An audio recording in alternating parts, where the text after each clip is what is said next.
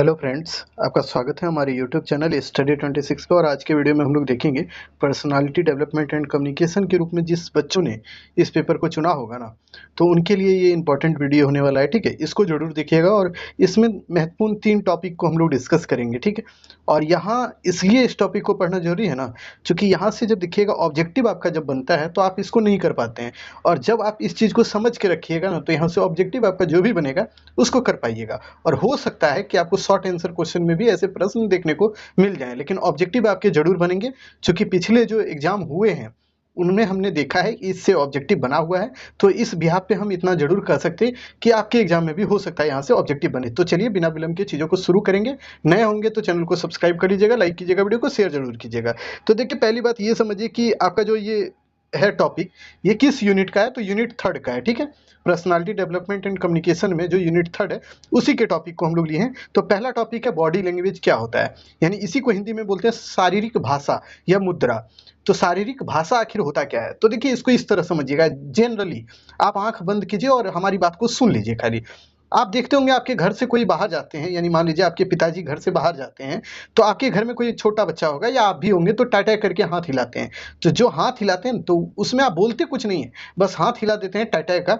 तो उससे ये समझ में आता है कि आपने उनको बाय बाय किया कि आप जाइए और मतलब अच्छे तरीके से वापस फिर आइएगा। ठीक है, ये आपका एक क्या है, शारीरिक हाव भाव है। ठीक है, इसी को बोलते हैं शारीरिक भाषा। यानी इसका मतलब ये होता है बच्चों, जिसमें आप बिना कुछ बोले, जो कि आप कुछ भी नहीं बोलते हैं और अपने हाथ पैर को हिलाकर इशारा कर देते हैं, उसी को बोलते हैं शारीरिक हाव भाव या बॉडी लैंग्वेज। ठीक है, दूसरी बात इसमें एक तरह से और बताते हैं आपको। देखिए, आप कभी ना कभी देखे होंगे कि कुछ लड़का और लड़की एक दूसरे को इशारा करता है, किससे, आंखों के जरिए। आंख मारकर एकदम इशारा कर दिया और फिर दोनों एक दूसरे की बातों को समझ जाते हैं। यह भी एक भाषा का ही रूप होता है, यह भी एक कम्युनिकेशन का रूप होता है, जिसमें लोग अपनी हाव भाव को प्रस्तुत करते हैं आंख मारकर या फिर हाथ हिलाकर या हाथ से, या फिर आप यूं कहें तो पैर हिलाकर, या अपने मुंह का उस तरह से अपना प्रतिरूप बना देते हैं, जिससे कि उनका ये पता चलता है कि वो खुश हैं या नाखुश हैं। ठीक है, दोनों तरह की बातें स्पष्ट हो जाती है। तो पहली बात तो ये समझ गए कि जो है ये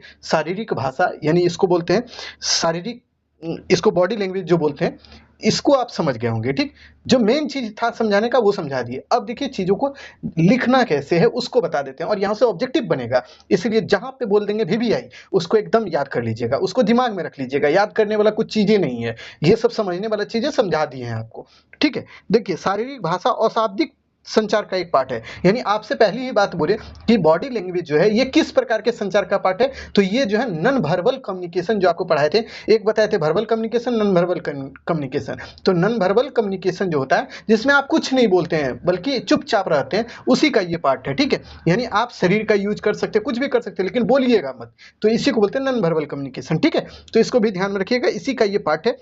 इस संप्रेषण को शारीरिक गतिविधियों के अध्ययन के रूप में भी जाना जाता है। यानी इस संप्रेषण के द्वारा शारीरिक गतिविधियों का अध्ययन किया जाता है, इसीलिए इसको शारीरिक गतिविधियों के अध्ययन के रूप में जाना जाता है। जब व्यक्ति अपने विचारों को प्रस्तुत करने के लिए शारीरिक हाव भाव का प्रयोग करता है ना, तो इस प्रकार के इसे ही हम लोग क्या बोलते हैं, शारीरिक कम्युनिकेशन या शारीरिक भाषा बोलते हैं। ठीक है, इसी को बोलते हैं बॉडी लैंग्वेज। यानी कि सीधा मतलब जब व्यक्ति अपने विचारों को प्रस्तुत करने के लिए अपने शारीरिक गतिविधियों यानी शरीर का उपयोग करता है ना, उसी को हम लोग शारीरिक भाषा बोलते हैं। ठीक, इसके उदाहरण कुछ है, उसी को याद रखिएगा। यही उदाहरण आपके लिए इंपॉर्टेंट होगा, आपसे क्वेश्चन में पूछेगा कि कौन कौन से इसके उदाहरण है। तो जब आपको उदाहरण नहीं पता रहेगा तो आप सही नहीं बता पाइएगा, इसीलिए यही उदाहरण को याद कर लीजिएगा। ठीक है, तो पहला उदाहरण है, देखिए हाथ हिलाना, यानी हाथ हिलाकर टाटा बाय बाय आप किए, वह भी एक क्या है, संप्रेषण का ही भाग है।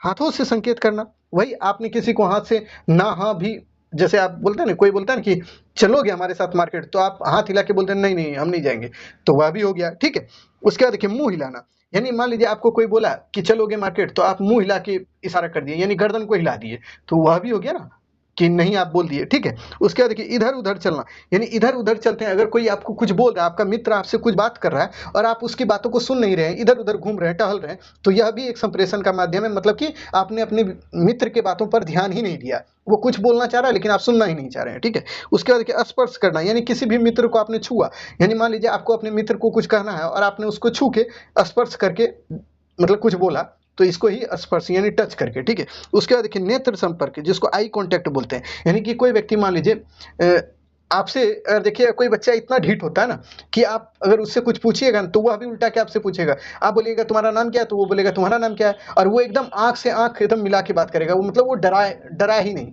या डरेगा ही नहीं। तो इससे ये स्पष्ट हो जाता है ना कि आई कॉन्टैक्ट कोई अगर आपसे बना के रख रहा है तो इससे स्पष्ट है कि वो डर नहीं रहा है, बल्कि वो आपसे अच्छे से कंफर्टेबल है, आपसे बात करना चाह रहा है, ठीक है?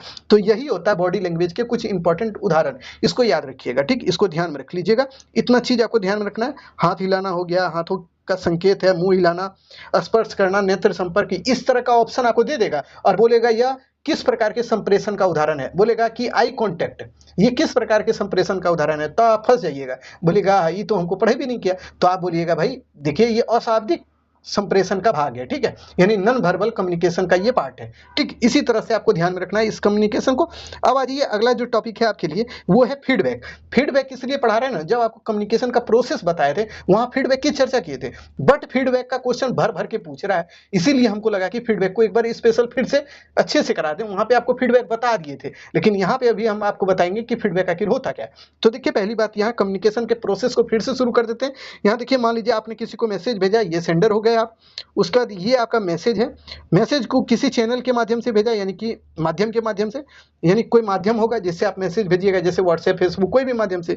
उसके बाद कोई रिसीव करेगा, यानी आपका दोस्त रिसीव करेगा, और वही जो रिसीव मैसेज करेगा उसके बाद जो ये फीडबैक भेजेगा यही कहलाता है फीडबैक। यानी आपको जो बोलेगा, मान लीजिए आपने अपने दोस्त को पूछा कि तुम्हारा हालचाल क्या है, आपने फोन पे ये पूछा, माध्यम आपका क्या हो गया, फोन, और आपका मैसेज क्या हो गया कि तुम्हारा हालचाल क्या है, और पूछने वाले कौन है, आप है, तो सेंडर आप कहलाए। आपका दोस्त क्या हो गया, वो रिसीवर है, और तब वो बोलेगा कि हमारा हालचाल ठीक है। जो वो जवाब आपको देगा वही है फीडबैक, ठीक है? तो इसको ध्यान में रखिए, ये कम्युनिकेशन प्रोसेस का महत्वपूर्ण प्रोसेस है, ठीक है?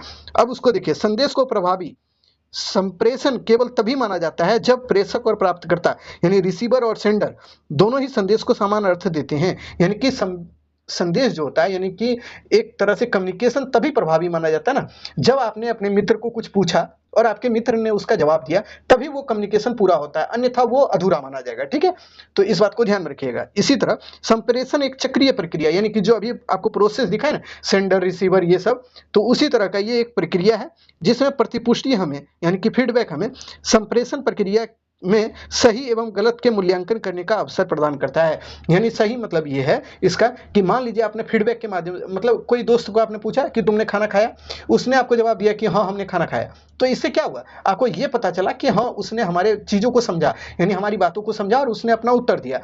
अगर मान लीजिए वही ये उत्तर नहीं देता, आपने पूछा कि तुमने खाना खाया और वो कुछ बोल भी नहीं करता है, तो आप क्या समझते कि हमने जो बोला वो उसको समझ ही नहीं पाया, तो मतलब ये हो गया कि कम्युनिकेशन पूरा हुआ ही नहीं, ठीक है? तो इस बात को ध्यान में रखिएगा। उसके बाद देखिए, प्रतिपुष्टि दो या अधिक व्यक्तियों के बीच बातचीत को भी नियमित करने में सहायक होता है, और यह इस बात की का भी मतलब इस बात को भी प्रेरित करता है कि हम अपनी बात कैसे कहें।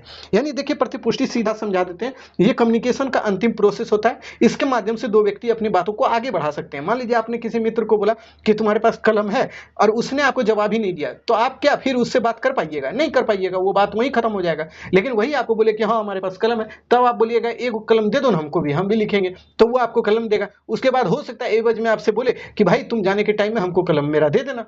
तो ऐसा जो बात हुआ ना, ये कम्युनिकेशन पूरा हुआ। अगर मान लीजिए आपने कोई सवाल पूछा और वो कोई जवाब ही नहीं देता आपका दोस्त, तो कम्युनिकेशन पूरा नहीं माना जाता। इसी को बोलते हैं फीडबैक, ठीक है? तो फीडबैक आपने समझ लिया होगा। इसको अच्छे से समझने के लिए एक काम कीजिएगा, प्रोसेस ऑफ कम्युनिकेशन जो पहला टॉपिक था उसको हमने पढ़ाया हुआ है, कम्युनिकेशन क्या है, कम्युनिकेशन के प्रोसेस क्या है, तो वहां से उसको देख लीजिएगा, फिर इसको पढ़ लीजिएगा ना, इस फीडबैक को समझ जाइएगा, ठीक है? इसका स्क्रीनशॉट रख लीजिएगा, इसको याद कर लीजिएगा, ठीक? अगले टॉपिक को देखिए। अगला टॉपिक जो है आपके लिए बहुत इंपॉर्टेंट है, इससे ऑब्जेक्टिव बना हुआ था, इसीलिए इसको लाए हैं कि शोर क्या होता है, नॉइस क्या होता है। नॉइस का मतलब होता है ना बच्चों कि हल्ला गुल्ला, शोर का मतलब होता है बाधा। जब हम आपको बता रहे थे कि कम्युनिकेशन में बाधाएं, तो उसका मतलब अलग हो जाता है कि कम्युनिकेशन में बाधा उत्पन्न करने वाली कौन कौन सी चीजें हैं। बट ये शोर का मतलब होता है ना कि ऐसी चीजें जो कम्युनिकेशन को रोकने का काम करे, बाधा का काम करे, उसी को शोर बोलते हैं, नॉइस बोलते हैं, ठीक है? तो नॉइस शब्द को समझाने के लिए इसको हमने रखा है। ऐसा नहीं है कि कोई भी चीज ऐसे हम आपको बता रहे हैं, इसके बताने का पीछे का रीजन आपको एग्जाम के बाद समझ में आएगा, ठीक है? ये आपको जब भी ऑप्शन में मिलेगा तो इसको निगेटिव वर्ड के रूप में लीजिएगा। यानी कि शोर आपको बोलेगा अच्छा होता है, तो बोलिएगा नहीं होता है, ये बहुत गंदा होता है। यानी कि कोई भी कम्युनिकेशन है, यानी आप अपने मित्र से बात कर रहे हैं, तो उसमें कोई बाधा का काम, यानी उसको रोकने का काम करेगा ना, तो वही शोर कहलाता है, ठीक है? तो देखिए, शोर एक रुकावट होता है जो कि संप्रेषण प्रक्रिया के दौरान समय के किसी भी बिंदु से उभर सकता है और इसे विकृत या अप्रभावी कर सकता है। यानी कि कहने का मतलब है शोर एक ऐसा प्रक्रिया प्रोसेस है ना कम्युनिकेशन प्रोसेस में कि ये कम्युनिकेशन को रोकने का काम करता है, यानी संचार को रोक देने का काम करता है। मान लीजिए हम आप बात कर रहे हैं और यहाँ पे लाउड स्पीकर बड़ा जोर जोर से बजना शुरू करे, गाना बजने लगे, तो क्या हम आपको कोई भी बात बोलेंगे आप सुन पाइएगा? नहीं सुन पाइएगा, गाना पे आपका ध्यान चल जाएगा, यानी हमारी बातों पे आपका ध्यान कम और गाना पे ज्यादा चल जाएगा। तो इसी को बोलते हैं शोर बाबू। ठीक है, हमने कोशिश किया है कि आपको एकदम इजीली समझा रहे हैं, आप समझ भी गए होंगे। अब देखिए कि इसके कुछ उदाहरण देख लीजिए, यहीं से क्वेश्चन बनेगा कि उदाहरण क्या होता है शोर का। तो देखिए जैसे कि मान लीजिए आपने किसी भी दोस्त को कुछ लिख के भेजा और वो लिखावट अच्छा नहीं हो, यानी गिजिर मिजिर आप लिख दिए कि आपने जो लिखा आप ही नहीं पढ़ पाइए, तो ऐसी लिखावट भी शोर का काम करती है। ठीक है, यानी आपका दोस्त समझ ही नहीं पाएगा आप क्या लिख के भेजे, तो वह भी कम्युनिकेशन में शोर का काम करेगा। ठीक है, उच्चारण में दिक्कत, यानी आपने जो लिखा उसका उच्चारण भी सही से नहीं हो पाए, तो वह भी एक तरह से शोर का काम करता है। ठीक, खराब रोशनी, मान लीजिए कि आप और आपके मित्र किसी से बात करना चाहते हैं और वहां पे लाइट ही नहीं हो, तो क्या आप बात कर पाइएगा? आपको खुद ही डर लगेगा कि क्या बोले नहीं बोले। हाँ ये बात ठीक है, रात में कभी कभी आप बात कर सकते हैं, लेकिन हर हमेशा वो संभव है? दिनों में एकदम रोशनी नहीं रहे आपके पास तो संभव नहीं है जिंदगी। ठीक है, लाउड स्पीकर, यानी कि जोर जोर से आपके अगल बगल में आवाज होने लगे, तो यह भी शोर का काम करेगा। फिर देखिए सड़क का ट्रैफिक, यानी सड़क के किनारे कोई ट्रैफिक, वो अभी शोर का काम करेगा। जैसे कि देखिए सड़क के किनारे नहीं, सड़क पर देखिएगा कभी कभी जाम लग जाता है, तो वह अभी क्या होता है, वो ट्रैफिक का काम करता है, यानी ट्रैफिक में बहुत देर तक गाड़ियां जाम रहती है और वो आवाज हॉर्न देते रहती है, तो यह भी एक शोर का काम करता है। ठीक है, तो इतनी चीजें हमने समझा दिया है आपको, आशा करते हैं आपको समझ में आया भी होगा। ठीक है, तो आज का वीडियो बहुत छोटा था लेकिन बहुत इंपॉर्टेंट भी था, इससे क्वेश्चन आपका बनेगा, इसको बारीक रूप से ध्यान में रखिएगा। और जब क्वेश्चन बने ना तो वहां पे आप ये मत बोलिएगा कि हम पढ़ भी नहीं किए थे, आपको पढ़ा दिया गया है, आप इसको अच्छे से करके जाइएगा। ठीक, चलिए आज के लिए इतना ही, फिर मिलेंगे नए वीडियो में, तब तक के लिए धन्यवाद।